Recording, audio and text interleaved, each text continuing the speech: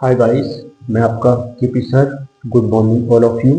आज मैं आपको ग्राफ बताने जा रहा हूँ। अब मैं ग्राफ की टॉपिक रखूंगा इस पर कुछ टाइम के लिए। फिर ग्राफ को मैं इसलिए बता रहा हूँ ताकि आपको कंटिन्यूटी, डिफरेंशियबिलिटी, लिमिट के जो क्वेश्चन है ना, वो ग्राफ से तो बहुत ही आसानी से हो जाते हैं। और जो कॉम्पिटिशन वाले बच्चे होते हैं ना, उनको ग्राफ की बहुत ज्यादा आवश्यकता होती है। जो बिना कॉम्पिटिशन वाले हैं उनको ग्राफ की होती है, तो बहुत अच्छा है। ग्राफ में मिल जाए तो उससे बहुत जल्दी तरीका से क्रैक कर लेते हैं क्वेश्चन को। और नहीं मिलता तो फिर वो फॉर्मूला लगा देते हैं।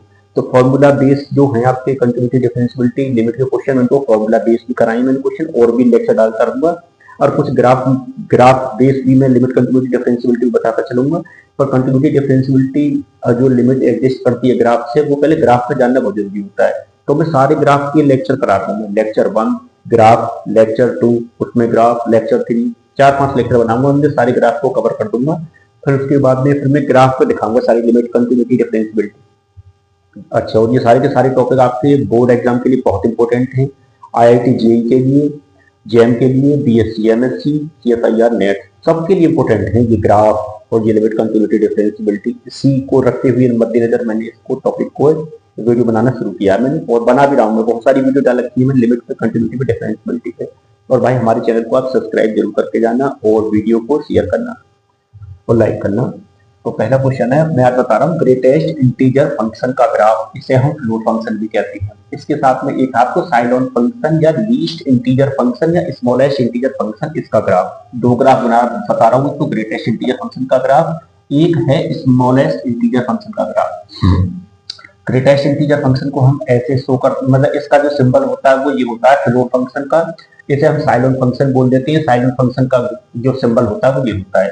अब ग्रेटेस्ट इंटीजर फंक्शन का ग्राफ बनाने से पहले से ही जान लीजिए कि जैसे हमें x की वैल्यू निकालनी है ग्रेटेस्ट इंटीजर फंक्शन को बनाने के लिए, तो x की ग्रेटेस्ट इंटीजर वैल्यू कैसे निकालते हैं हम? x माइनस के पार्ट ऑफ फ्रैक्शन, जो फ्रैक्शन पार्ट होता है x का, उसे सब्सट्रैक्ट कर देते हैं। एज एग्जांपल 2.13 है हमारे पास, तो 2.13 माइनस के 0.13 इक्वल टू कितना रह जाएगा? ये 2 रह जाएगा। इसी प्रकार 2.98 इक्वल टू 2.98 माइनस के फ्रैक्शन वाले पार्ट को हटा दिया, 0.98 को 2 बच गया।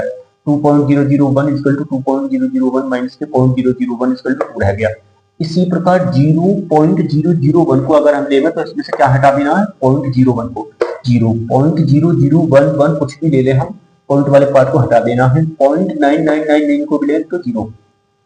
इसका मतलब क्या हो गया? ये ग्रेटेस्ट इंटीजर फंक्शन जो होता है, ये जैसे 0.001 है तो ये 1 को नहीं लेगा, नीचे वाले इंटीजर को लेता है।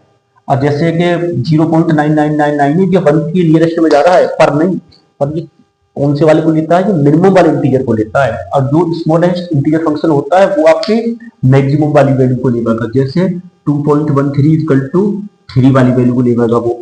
0.15 1 को लेगा, 0 को नहीं। 3.15 और अगर तो यहाँ किसको लेगा? ये 4 को लेगा। ये जैसे 0.999 ये 1 को लेगा। यहाँ पर 0.99 जो है आपका, वो किसको ले रहा है? 0 को ले रहा है। वहां 0.99 ये भी लिख लेना, 0.999 ये किसको लेगा? ये 1 को। देख लो 0.999 इक्वल टू 0, 0.99 इक्वल टू 1।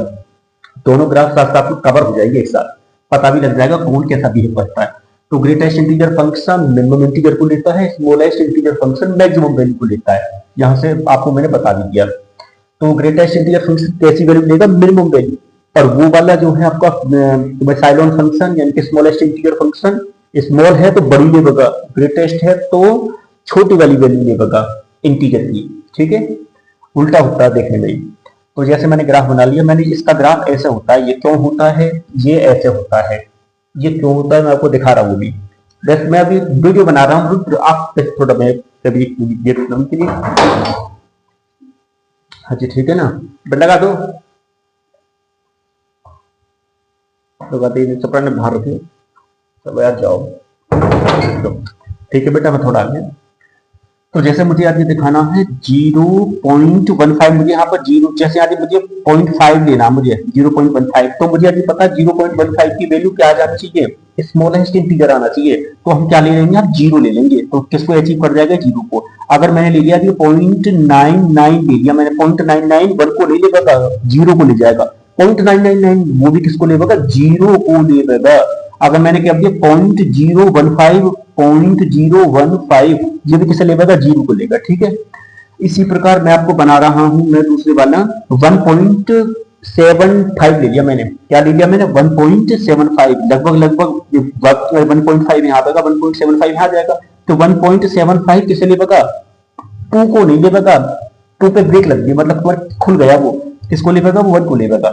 इसी प्रकार 2.5 ले में हम, तो भी वो किसको लेगा, वो वैल्यू 2 ही लेगा, ये 2 तो यहाँ से यहाँ तक कहीं चले जाओ 2 ही रहेगी y की वैल्यू, क्योंकि एक्स पे डालते हैं y की वैल्यू लेती है, फंक्शन का मतलब ये होता है। इसी प्रकार 3.99 को लेंगे तो क्या नाम है, 4 को नहीं पकड़ेगा, 3 को पकड़ेगा। इसी प्रकार 4.99 को भी पकड़े तो वो 5 को नहीं पकड़ेगा, किसको पकड़ेगा, वो 4 को पकड़ेगा, 4 को। ऐसे ही मतलब बिल्कुल उसी के उसमें बनाए बिल्कुल मैंने, ठीक है ना, पैरेलल, याद रखना इसको।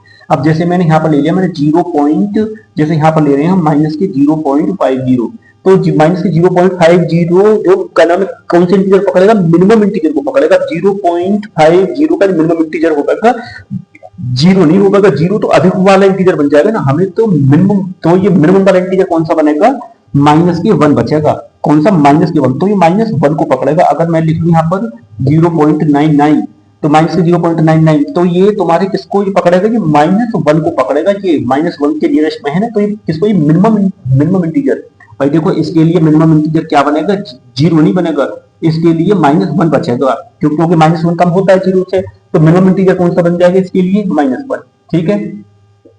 इसी प्रकार अगर मैं 1.5 को लूं यहाँ पर, कौन से, माइनस के 1.5, माइनस के 1.5 को अगर मैं ले लूं यहाँ पर, तो फिर -1.5 के लिए -2 होगा ना मिनिमम इंटीजर, ना कि -1, ना कि -1 नहीं होगा, इसके लिए मिनिमम इंटीजर क्या बनेगा, -2, तो ये किस पे धकेलेगा, इस वाली वैल्यू को इधर की तरफ धकेलेगा ये।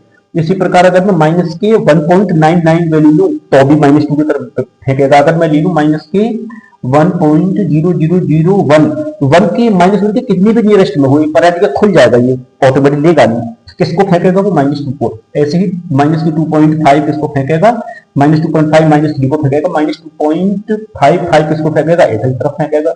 इसी प्रकार अगर मैं यहाँ पर एक बार दिखाई दे रहा हूँ, 4 कहां, ये तो हो गया। इसके बाद में सेम अब हम इसको जानेंगे तो इसको ऑटोमेटिक जान जाएंगे हम। इसमें तो ग्रेटेस्ट इंटीजर की मिनिमम वैल्यू दी गई है इंटीजर की, इसमें इंटीजर की मैक्सिमम वैल्यू दी जाती है। जैसे इसको साइड ऑफ फंक्शन हो गया, जैसे 2.133, 0.15 1 हो गया, 3.15 क्या हो गया, 4 हो गया, क्योंकि ये अधिकतम वैल्यू को लेता है। तो देख लो कैसे बनेगा। जैसे मैंने यहाँ पर ले लिया 0.50 ले लिया मैंने, तो 0.50 में 0 इंटीजर को नहीं लेगा, ये कौन से इंटीजर को लेगा, 1 इंटीजर को लेगा, तो 0 वाले इंटीजर को नहीं, 1 वाले, तो ये किसको लेगा, ये 1 ये रहा, और तुम्हारे 0 की तरफ खुल गया अपने आप। इसी प्रकार फिर मैं बना रहा हूं जैसे 0.99, तुम्हारे ये अधिकतम वाले को लेगा, तो 0 को नहीं लेगा, किसको लेगा, ये 1 को लेगा। फिर ये अगर मैंने कोई ऐसा बना लिया आज में 0.00001 ले लिया, तो हम कहेंगे कि 0 और यहाँ पर ले लेंगे हम 1, तो ये 1 को चुनेगा, 0 को नहीं, क्योंकि अधिकतम वाले को चुनता है। सेम एज वेल एज हम इसमें करते हैं जैसे 1.5 में ये क्या काम करेगा, 1.5 में भी अधिक बार, तो फिर 1.5 के नियरेस्ट में हम देखेंगे 1 भी है और 2 भी है, तो ये मैक्सिमम वाले को पकड़ता है, 2 को पकड़ लेगा। 1.5 यहाँ आएगा, तो हमको लग रहा है 1.5, देखो 1 के करीब, तो तुम्हारे 1 वाले पॉइंट को तो लेगा ना, y पे ये लेगा, और ये 1.5 को भी नहीं ले सकता है, 1.5 को भी नहीं लेगा, 1 को नहीं लेगा, क्योंकि नेगेटिव लेगा, तो सीधे सीधे 2 को लेगा। अगर हम 1.99 करते हैं, तो 1.99 लगभग यहाँ आएगा, तो ये 1 को नहीं लेगा, ये बोले 2 को लेगा, तो सीधा सीधा 2 को ही लेता है, बीच में वैल्यू को नहीं लेता। इसी प्रकार 2.98 करें अगर हम, तो वो 2.98 किसको लेगा, 3 को लेगा, 2.98 किसको लेगा, 3 को। तुम्हारे यहाँ कोई वैल्यू डालेंगे तो 3 को मिलेगी, 2.001 की वैल्यू यहाँ मिलेगी आपको। बन गया, ऐसे करते चले जाएंगे, अब लोग होंगे यहाँ पे, जैसे क्या 1 है वैल्यू तुम्हारे इसकी, तुम्हारी साइड ऑफ फंक्शन की वैल्यू, एक्सपोनेंशियल इंटीजर फंक्शन की वैल्यू 1 है, तो वो 1 तो 1 ही रहेगी, 2 ही रहेगी, ठीक है ना, क्योंकि इसके लिए मैक्सिमम क्या है, ये रहेगा इसके लिए, ठीक है ना। ये तो क्योंकि इंटीजर है ना, फुल इंटीजर तो फुल इंटीजर रहेगा। ऐसे ही इसमें हम क्या लगे, 2 की वैल्यू, तुम्हारे 2 की वैल्यू क्या रह जाएगी, 2 ही रह जाएगी, 3 की वैल्यू क्या रह जाएगी, 3 ही रह जाएगी, क्योंकि ये इंटीजर है इसमें, क्योंकि हम तो इंटीजर ग्राफ करना है ना, इसमें इंटीजर का ग्राफ बनाना है, तो जो इंटीजर की वैल्यू वो इंटीजर वैल्यू रहेगी। अब जैसे अभी क्या लिख जाऊं मैं, माइनस की 15.15, एक तो इसके नियरेस्ट में क्या होगा, 0 होगा, और एक इसके नियरेस्ट में क्या होगा, एक तो 0 होगा, एक होगा -1, तो ये मैक्सिमम वाली वैल्यू को लेता है ना, तो ये अब -1 को नहीं लेगा क्योंकि -1.5 के जो नियरेस्ट में जो मैक्सिमम जो इंटीजर है वो 0 है। इसी प्रकार जब भी हमें कोई माइनस के 1.5 लेंगे ना यहाँ पर, तो वो 0 की तरफ भागेगा। अब 0.75 ले में ना, अगर हम माइनस के 0.75, तो वो 0.75 जो है हमारा, अगर हमने ले लिया माइनस के 0.75, इसके नियरेस्ट में 0 भी है और कितना है माइनस के 1 है, तो ये 0.75 बड़ी वाले इंटीजर को पकड़ता है ना, तो ये 0 को पकड़ेगा। कितनी भी चली जाओ -1 के नेबरहुड में, -999 -1 को पकड़ेगा, वो 0 को पकड़ेगा वो। सेम एज अगर हम लिखते हैं इसमें, अब जैसे हम लिखते हैं और हमारे -1 एक इंटीजर है ऑटोमेटिक, उसमें वैल्यू -1 ही लेगा वो, तो याद किया एक्सप्रेशन इंटीजर की वैल्यू -1 रह जाएगी, -2 पे इंटीजर की वैल्यू -2 ही रह जाएगी। सेम एज पहले, और यहाँ पर हम जैसे अब लिखे, हम बोले -2.5, इसके नियरेस्ट में -2 भी है और क्या है आपका -2.5 के नियरेस्ट में -2 भी आएगा और क्या आएगा -3 भी आएगा। परंतु जो इसकी बड़ी वाली वैल्यू है ना, इक्वल इंटीजर की -2 बड़ा होता है -3 से, तो -2 को पकड़ेगा ये, -2.5 किसको पकड़ेगा, ये 2 को पकड़ेगा ही ना, ना कि हम अधिक वाले को। यहाँ पे जैसे कि हम अच्छा जैसे -2.99 है, इसके नियरेस्ट में 3 तो -3 आ रहा है और -2, तो -2 वाली वैल्यू को पकड़ेगा ये, -2.99 इसको पकड़ेगा, 2 को ही पकड़ेगा। 3 पे खुल गया ये, क्योंकि 3 वैल्यू को ले नहीं पाएगा ये, ठीक है ना। किस वैल्यू को ले पाएगा, -2.99 किस वैल्यू में था, मैक्सिमम को -2.99 का जो मैक्सिमम जो इंटीजर बनेगा ना, वो -2 बनेगा। कितना भी चल लो, तुम्हारे यहाँ पर वैल्यू जो मिलेगी वो 2 ही मिलेगी, खुल जाएगा आगे।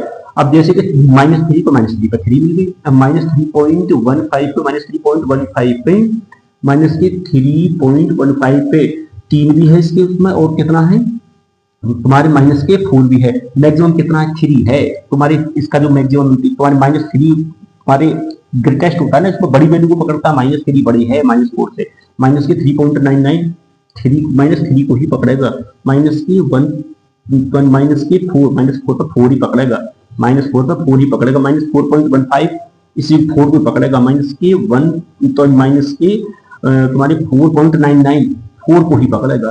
यह हो गया आपका ये ग्राफ कंप्लीट। बहुत अच्छे तरीके से हमने समझाया है बेटा। वैसे मैं एक बात कहूंगा, आप हमें सब्सक्राइब जरूर करके जाना, क्योंकि हमको कोई अर्निंग नहीं होती, हमको आप लोगों के सब्सक्राइब से और आपके शेयर करने से हमको अर्निंग होती है। और ग्राफ कुछ नहीं होता, आप मुझे कमेंट करिए, डिस्क्रिप्शन बॉक्स में भेजिए। राधे कृष्ण।